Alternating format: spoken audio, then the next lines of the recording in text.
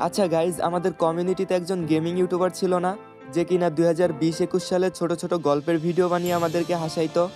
আরে ওই যে আপনি কি জানেন এটা বলে ভিডিও শুরু করতো। হ্যাঁ হ্যাঁ, ঠিক ধরছো, আমি ওই ফরেক্স তহমিদ ভাইয়ের কথাই বলতেছি।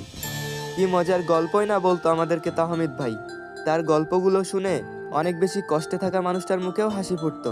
তার ভয়েসে ছিল অদ্ভুত এক মায়া। কেন জানি না সবার কাছেই তার ভয়েসটা ভালো লাগতো। আচ্ছা চলো তোমাদেরকে তার মায়াবী ভয়েসটা একটু শোনাই। আপনি কি জানেন, আমি আর রহিম খুব ভালো বন্ধু ছিলাম। আমরা মানুষের আম কাঁঠাল চুরি করে খেতাম।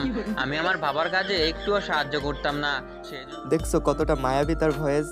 আমাদের এই ফরেক্স তাহমিদ ভাইয়ের তৈরি করা গল্পগুলো আমাদের কাছে 2020-21 সালে বিনোদনমূলক হলেও কেন জানি না এখন 2025 সালে এসে তার সেই ভিডিওগুলাই আমাদের কাছে ইমোশন হয়ে গেছে।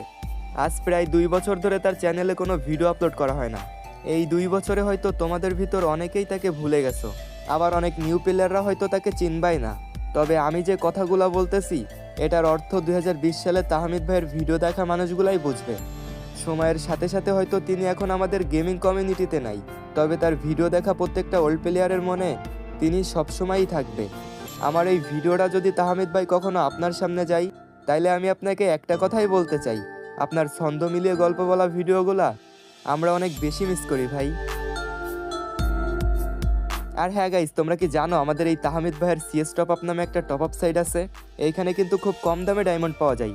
তো তোমরা যারা খুব কম দামে ডায়মন্ড টপ আপ করতে চাও, তারা এখন আমার টিকটকের বায়োতে থাকা লিঙ্কে ক্লিক করে চলে যাও সিএস টপ আপে।